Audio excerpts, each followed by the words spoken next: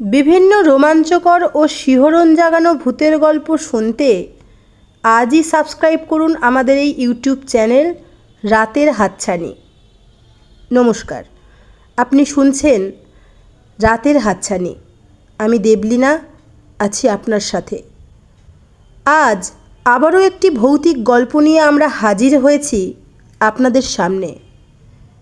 গা ছমছমে ভূতের গল্প যদি আপনাদের ভালো লাগে, আমাদের কাজ যদি আপনাদের ভালো লাগে, তাহলে প্লিজ সাবস্ক্রাইব করে আমাদের পাশে থাকুন। আপনাদের সহযোগিতা আমাদের কাজের অনুপ্রেরণা। চলুন শুরু করা যাক আজকের গল্প। মুরার কবলে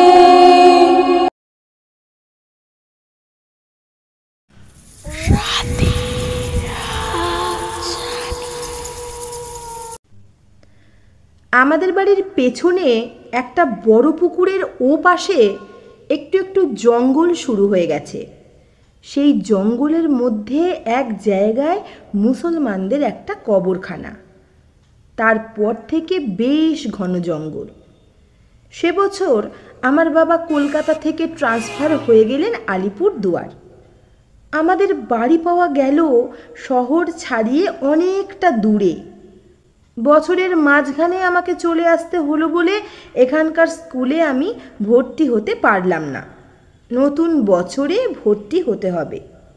তাই দুপুরবেলা আমার কিছুই করার থাকে না। বাবা অফিস চলে যান, মা খাওয়া দাওয়া করে ঘুমিয়ে পড়েন। আমার একদম ঘুমোতে ইচ্ছে করে না দুপুরে। একটাও নতুন গল্পের বই নেই, আর পড়ার বই তো বেশিক্ষণ ভালো লাগে না পড়তে। তাই আমি চুপি চুপি বাড়ির পেছনে পুকুরটার পাড়ে চলে যাই। একা একা জঙ্গলে যেতে আমার ঠিক সাহস হয় না। এখানকার জঙ্গলে বাঘ আছে, কিন্তু আমার তো বন্দুক নেই। আমার তীর ধনুক আছে অবশ্য, তা দিয়ে বাঘ মারা যায় না। তবু আমি জঙ্গলের মধ্যে একটু একটু গেছি দু একবার, কিন্তু ওই কবরখানাটার পাশ দিয়ে যেতেই বেশি গা ছমছম করে। বাবার অফিসের পিয়ন মোনাব্বার খা বলেছিল ওই কবরখানায় নাকি ভূত আছে। আমি এদিক ওদিক তাকাই, কখনো ভূত দেখতে পাই না, কিন্তু কীরকম যেন একটা পটকা গন্ধ পাই। আর থাকতে ইচ্ছে করে না, এক ছুটে বাড়ি ফিরে আসি। আমার যদি আর একটা বন্ধু থাকতো, তাহলে নিশ্চয়ই আমরা দুজনে মিলে ভূত দেখার চেষ্টা করতাম। কিন্তু এখানে এসে এখনও যে আমার কোনো নতুন বন্ধুই হয়নি। একা একা ভূত দেখতে বড্ড খারাপ লাগে।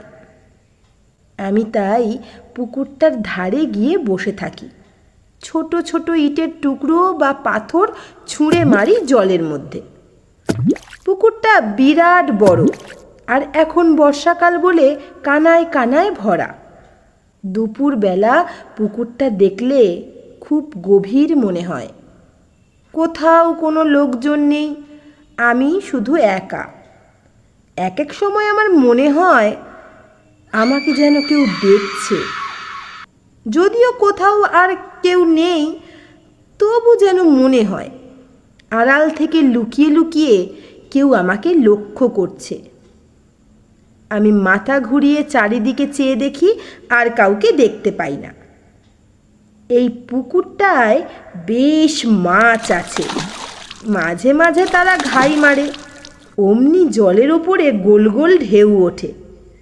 কিন্তু একদিন হঠাৎ দেখলাম পুকুরের ঠিক মাঝখানটায় জল ফুলে ফুলে উঠছে, যেন ঠিক ওইখানটায় কোনো বিরাট কিছু প্রাণী দাপাদাপি করছে। এত বড় তো মাছ হতে পারে না, কিন্তু কিছুই দেখতে পেলাম না। তারপর থেকে আমি সব সময় পুকুরের মাঝখানটায় তাকিয়ে থাকি, কিন্তু আর কিছু দেখা যায় না। আবার পুকুরটা শান্ত আর গম্ভীর। পুকুরের ঘাটটা অনেক দিনের পুরনো, পাথর দিয়ে তৈরি, কিন্তু কয়েক জায়গায় ভেঙে ভেঙে গেছে। সেই ভাঙা জায়গাগুলোয় গর্ত হয়ে সেখানে জল জমে থাকে। সেই জলেও ছোট ছোট মাছ দেখা যায়। আমি ঘাটের কাছে এসে সেই মাছগুলো ধরার চেষ্টা করি। আমার তো বঁড়শি নেই, আর বঁড়শি দিয়ে আমি মাছ ধরতেও জানি না, তাই হাত দিয়েই মাছ ধরার চেষ্টা করি। এক ধরনের মাছ জলের তলায় মাটিতে চুপচাপ শুয়ে থাকে। ওগুলোর নাম বেলে মাছ। সেই মাছগুলো আমাকে কাছাকাছি দেখেও ভয় পায় না। মাছগুলো অবশ্য দারুণ চালাক। আমি আস্তে আস্তে জলের মধ্যে হাত ডুবিয়ে ওদের ধরার চেষ্টা করি। ওদের একেবারে গায়ের কাছে হাত দেওয়ার পর সুরুৎ করে পালিয়ে যায়। পাথরের তলার মধ্যেও অনেকখানি গর্ত আছে, সেইখানে লুকিয়ে পড়ে। মাছ ধরার ঝোঁকে আমি জলের মধ্যে নেমে দাঁড়িয়েছি। এমন সময় কে যেন ডাকলো, এই বাবলু! আমি চমকে উঠলাম। সঙ্গে সঙ্গে পেছন ফিরে তাকিয়ে দেখি কেউ নেই তো। তাহলে আমায় কে ডাকলো? স্পষ্ট শুনলাম, অনেকটা ঠিক আমার মায়ের মতো গলা। মা তো ঘুমোচ্ছেন, তাহলে কে ডাকলো খুব কাছ থেকে? মাই কি আমাকে ডেকে চট করে কোথাও লুকিয়ে পড়লেন? জল থেকে উঠে এসে আমি ঘাটের চারপাশে খুঁজলাম, কেউ নেই। কাছেই একটা মস্ত কদম ফুলের গাছ, সেখানে কেউ লুকিয়ে থাকতে পারে, তাও নেই। অমনি আমার খুব ভয় করতে লাগলো। কেউ কোথাও নেই, তাহলে আমায় ডাকলো কে? আমি যে স্পষ্ট শুনেছি। দৌড়ে চলে এলাম বাড়িতে। দোতলায় এসে দেখলাম মা অঘোরে ঘুমোচ্ছেন। আমি তবু মাকে ডেকে তুলে জিজ্ঞেস করলাম, মা, তুমি কি এইমাত্র পুকুর ঘাটে গিয়েছিলে? মা তো অবাক। বিছানার উপরে উঠে বসে বললেন, কেন, পুকুর ঘাটে যাব কেন? তুই বুঝি গিয়েছিলি? আমি বললাম, হ্যাঁ, আমি সেখানে খেলা করছিলাম। মনে হলো পেছন থেকে কে আমাকে ডাকলো, ঠিক তোমার মতো গলা। মা বললেন, তুই বানিয়ে বানিয়ে এসব কথা বলছিস। না মা, আমি স্পষ্ট শুনলাম। মা রেগে গিয়ে বললেন, তুই কেন পুকুর ঘাটে গিয়েছিলি একলা একলা? দুপুরবেলা একলা কেউ যায়? কেন, কি হয় তাতে? না, কখনো দুপুরে একলা জলের ধারে যেতে নেই, আর কোনো দিন যাবি না। তোর পড়াশোনা নেই? পড়াশোনা তো হয়ে গেছে, তা হলেও যাবি না, খবরদার। মা আমাকে টেনে নিয়ে তার পাশে শুইয়ে দিলেন। পুকুর ধারে যে কেউ আমার নাম ধরে ডেকেছে, মায়ের কথা বিশ্বাসই করলেন না। বাবার অফিসের পিয়ন মুরাব্বর খাঁ প্রায় সন্ধেবেলা আমাদের বাড়িতে আসে কি সব অফিসের কাজ নিয়ে। মুনাব্বার খাঁ খুব দারুণ দারুণ গল্প বলতে পারে। সেই তো আমাকে কবরখানার ভূতের 3টে গল্প বলেছিল। সেদিন সন্ধেবেলা আমি মুনাব্বার খাঁকে জিজ্ঞেস করলাম, এই পুকুরটার মধ্যে কত বড় মাছ আছে বলো তো, তুমি জানো? মুনাব্বার খাঁ জিজ্ঞেস করলেন, কেন বলো তো খোকাবাবু? আমি বললাম, একদিন দুপুরবেলা আমি দেখেছিলাম পুকুরের ঠিক মাঝখানে একটা প্রকাণ্ড জিনিস জলের মধ্যে দাপাদাপি করছিল। সেটা যদি মাছ হয় তাহলে নিশ্চয়ই সেটা এই ঘরের সমান হবে। মুনাব্বার খাঁ হঠাৎ গম্ভীর হয়ে গেল। তারপর বলল, খোকাবাবু, দুপুরবেলা পুকুরের ধারে কখনো একলা যেও না, যেতে নেই। কেন, গেলে কি হয়? অনেক রকম বিপদ হয়। তুমি জানো না, এইসব পুরনো পুকুরে পানিমুড়া থাকে। পানিমুড়া কি? পানিমুড়া জানো না? পানিমুড়া হচ্ছে জলের ভূত। ধ্যাৎ, জলের মধ্যে আবার ভূত থাকে নাকি? ও মা, তুমি পানিমুড়ার কথা শোনোনি? এ তো সবাই জানে।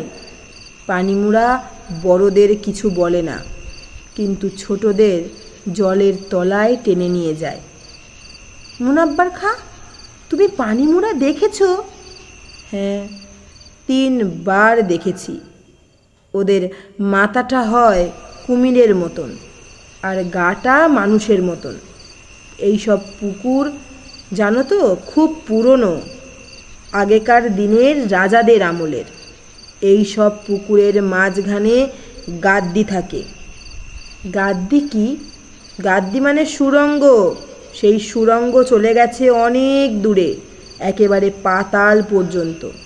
যারা পানিতে ডুবে মরে, পানিমুড়া ভূত হয়ে যায়, ওই সুড়ঙ্গের মধ্যে থাকে। মাঝে মাঝে ওপরে উঠে আসে। পানিমুড়াদের সঙ্গে আবার কবরখানার ভূতদের খুব ঝগড়া। পানিমুড়ারা ওপরে উঠে এলেই কবরখানার ভূতরা তাদের তাড়া করে যায়। আমি একবার দেখেছিলাম একটা পানিমুড়া আর একটা কবরখানার ভূত খুব ঝটাঝটি করে লড়াই করছে। এই সময় মা এসে জিজ্ঞেস করলেন, কিসের গল্প হচ্ছে? আমি বললাম, মা তুমি পানিমুড়া ভূত দেখেছো কখনো? মুনাব্বর খা দেখেছে। মা বললেন, বসে বসে বুঝি ভূতের গল্প হচ্ছে এই সন্ধেবেলা? মুনাব্বর, তুমি বাবলুকে বানিয়ে বানিয়ে ওসব গল্প বলো না। ভূত বলে আবার কিছু আছে নাকি? কিচ্ছু নেই, ভূত হচ্ছে মানুষের কল্পনা। মুনাব্বর বলল, না মেম সাহেব, আমি নিজের চোখে দেখেছি। মা হেসে বললেন, ছাই দেখেছ? আমার মায়ের খুব সাহস। মা একদিন রাত্রির বেলা একা একা কবরখানায় গিয়েছিলেন ভূত দেখার জন্য, কিচ্ছু দেখতে পাননি। মাকে দেখে ভূতেরা ভয় পেয়েছিল। বাবা বলেছিলেন, তোমার হাতে টর্চ ছিল তো, সেই আলো দেখে ভূতেরা পালিয়ে গেছে। তুমি অন্ধকারে একবার গিয়ে দেখো তো। মা বলেছিলেন, ওখানে অনেক সাপ খোপ আছে, অন্ধকারে গেলে যদি সাপে কামড়ায়। আমি ভূতের ভয় পাই না, কিন্তু সাপকে ভয় করি। 2-3 দিন আমি আর পুকুর ধারে যাইনি, কিন্তু আমার মন ছটফট করে। দুপুরবেলা কি শুয়ে থাকতে ভালো লাগে কারুর? মা ঘুমিয়ে পড়েন, আমার যে ঘুম আসে না। পড়া গল্পের বইগুলি আরও কয়েকবার করে পড়তে লাগলাম। তারপর আবার একদিন মা ঘুমিয়ে পড়ার পর আমি চুপি চুপি বেরিয়ে পড়লাম আবার। আজ আমার সঙ্গে একটা ছোট লাঠি। যদি ভূত টুত আসে তাহলে লাঠি দিয়ে মারব। পুকুরের কাছে এসে দেখি ঘাটের ওপর একটা লোক বসে আছে। লোকটার গায়ে একটা লাল রঙের ডোরাকাটা গেঞ্জি আর মাথায় এমন টাক যে একটাও চুল নেই।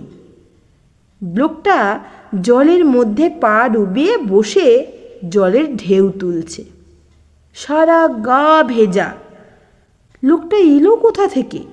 আমাদের এই পুকুরে তো বাইরের কোনো লোক স্নান করতে আসে না।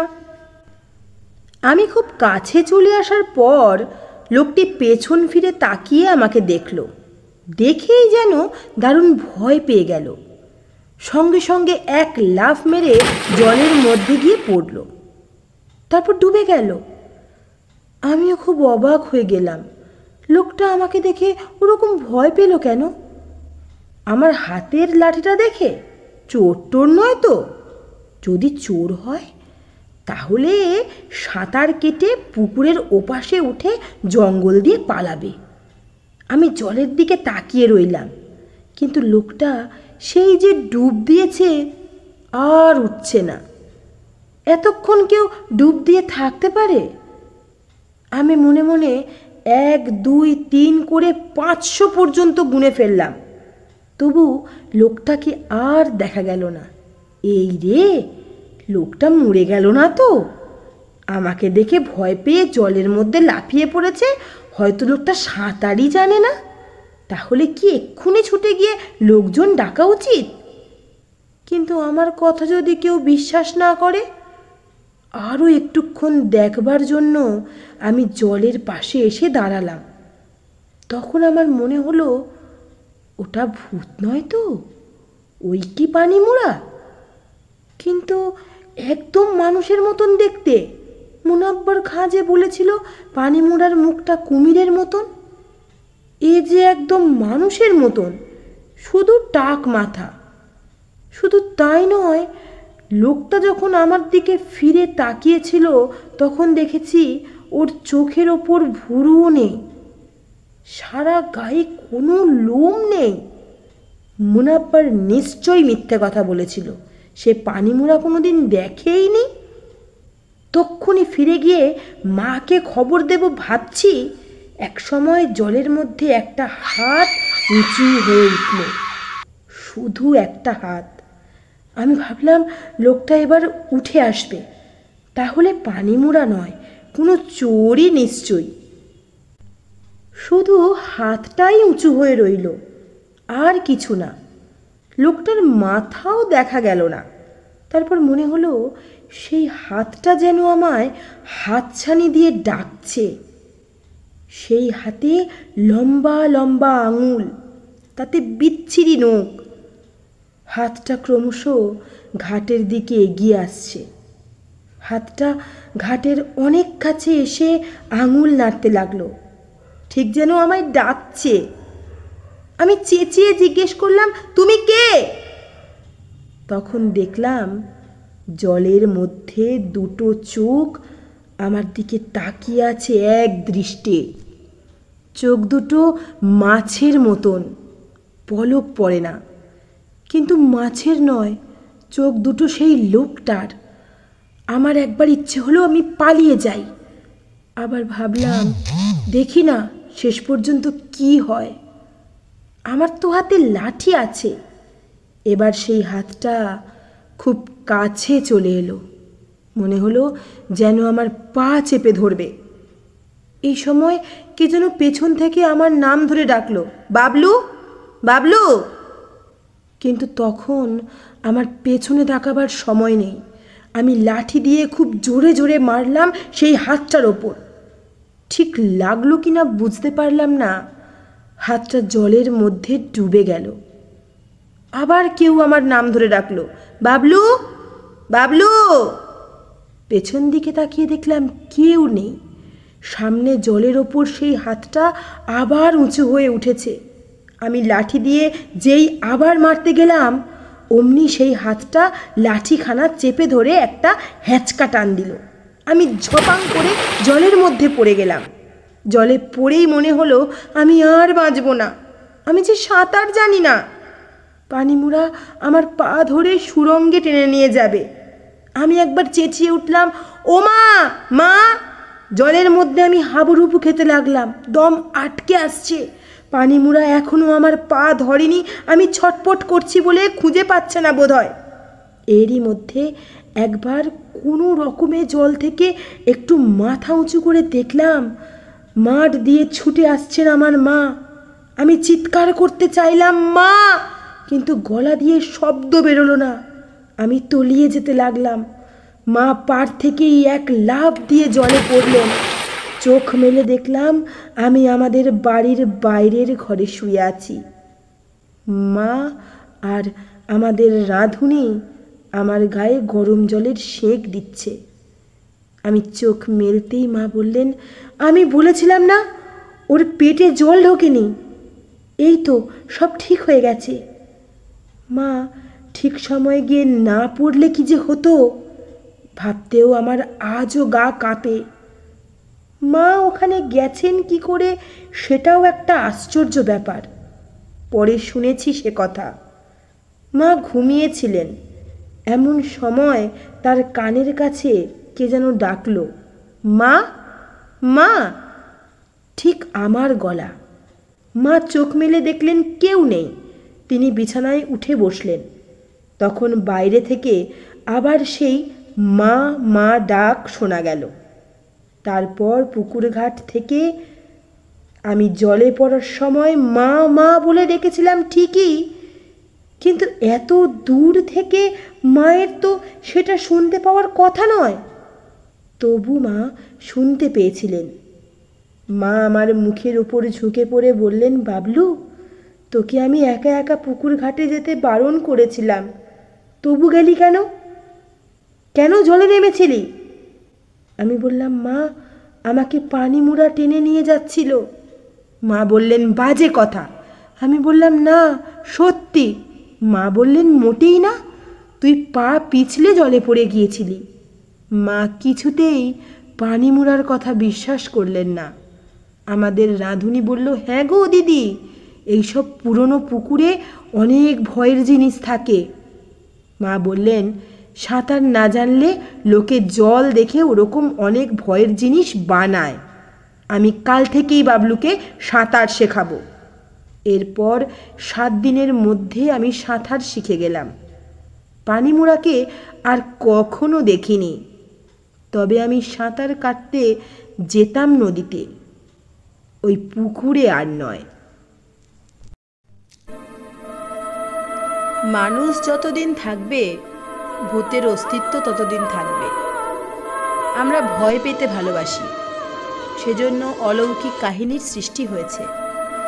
বিভিন্ন বই থেকে বিভিন্ন লেখকের ভৌতিক গল্পগুলিকে বাছাই করে আমরা আমাদের চ্যানেলে তুলে ধরছি।